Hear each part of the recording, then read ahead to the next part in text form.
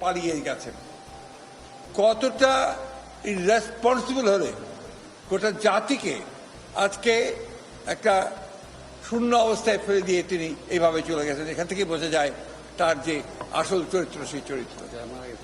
আজকে আমি শ্রদ্ধা জানাতে চাই, প্রাণ ভরে আমাদের শ্রদ্ধা নিবেদন করতে চাই সেই সমস্ত শহীদদের।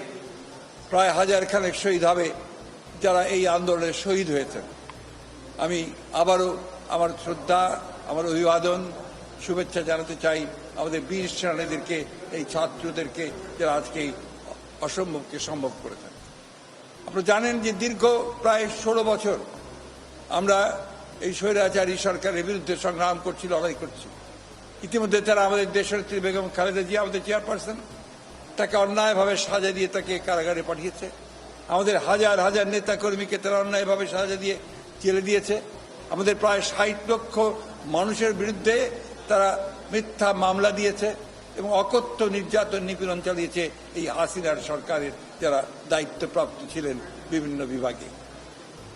আজকে অর্থনীতিকে ধ্বংসপ্রাপ্ত করেছে, রাজনীতিকে ধ্বংস করেছে, সব মিলিয়ে দেশকে তারা ধ্বংস করে দিয়ে চলে গেছে।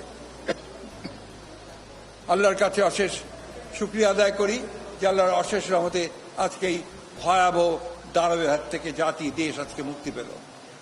আজকে আমি ধন্যবাদ জানাতে চাই দেশপ্রেমিক সেনাবাহিনীকে যে তারা আজকে উপযুক্ত সময়ে পদক্ষেপ নিয়েছেন।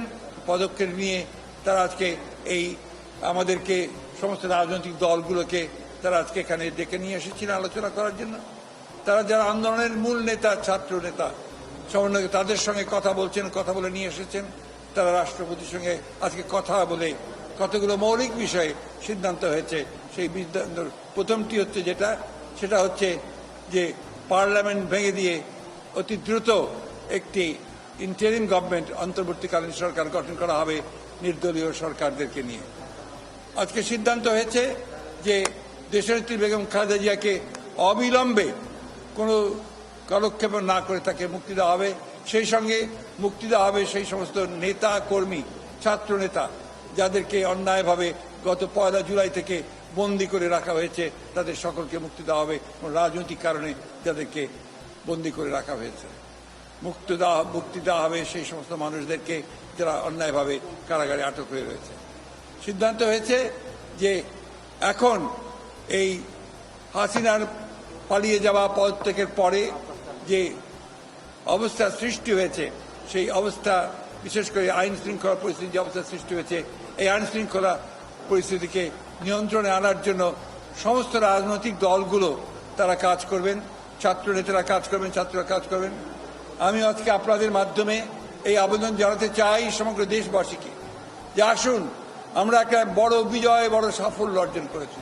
সেই সাফল্যকে ধরে রাখতে আমরা যেন আবার সেটাকে অন্যদিকে প্রবাহিত না হয়, সেই জন্য নিজেরা সংযমের পরিচয় দেই।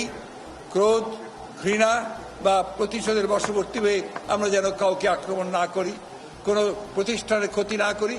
বিশেষ করে আমাদের যে সমস্ত বন্ধুরা, ভাইয়েরা আমাদের সঙ্গে আছেন, আমাদের ধর্মীয়ভাবে তারা যা সংখ্যালঘু, তাদের উপরে কোনো যেন আক্রমণ না হয়, তাদেরকে প্রোটেক্ট করা, তাদেরকে রক্ষা করা কিন্তু আমাদের পবিত্র দায়িত্ব।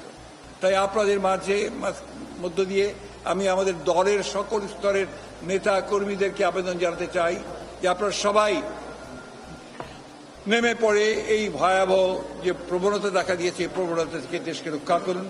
কাউকে সেই সুযোগ নিতে দেবেন না যে সুযোগে দুর্বৃত্তরা বা দুষ্কৃতিকারীরা অন্যের উপরে আঘাত আনবে।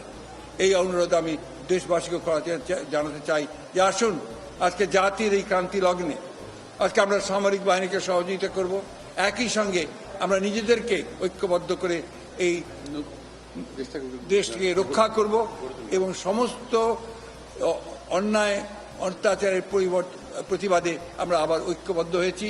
এই ঐক্যকে দৃঢ় করে রেখে দেশকে আমরা দেশের শত্রুদের হাত থেকে, বাইরের শত্রুদের হাত থেকে আমরা অবশ্যই তাদেরকে রক্ষা করব। এটাই হচ্ছে আজকে আমাদের সবচেয়ে বড় আবেদন আপনাদের কাছে। দেশনেত্রী বেগম খালেদা জিয়া আপনাদের সকলের কাছে সেই আবেদন জানিয়েছেন যে ধৈর্য ধরুন, শান্ত হন এবং দেশকে রক্ষা করুন, জাতিকে রক্ষা করুন। আজকে যে উদ্যোগ নেওয়া হচ্ছে সেই উদ্যোগকে সফল করুন।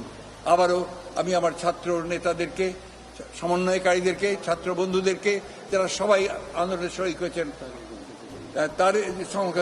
তাদেরকে আমরা আজকে সহযোগিতা করি এবং তাদেরকে অভিবাদন জানাই। সেই সঙ্গে আমি আবারও এই কথাটা আবার আপনাদের মধ্যে তুলে ধরতে চাই, যে নেতা আমাদের মাঝে নেই, তাকে অন্যায়ভাবে মিথ্যা মামলা দিয়ে বিদেশে নির্বাসিত করা হয়েছে, আমাদের নেতা তারেক রহমান, তিনি এই আন্দোলনে সর্বাত্মকভাবে সহযোগিতা করেছেন প্রতি মুহূর্তে এবং এই ফ্যাসিস্ট বিরোধী আন্দোলনে তিনি নেতৃত্ব দিচ্ছেন। তাকেও অবিলম্বে দেশে ফিরিয়ে নিয়ে আসার জন্য আমরা সব রকম ব্যবস্থা গ্রহণ করেছি। ইনশাআল্লাহ সেটা আমরা সফল হব। আপনারা সবাই ধৈর্য ধরুন, শান্ত থাকবেন, আপনারা সবাই ভালো থাকুন, সুস্থ থাকুন।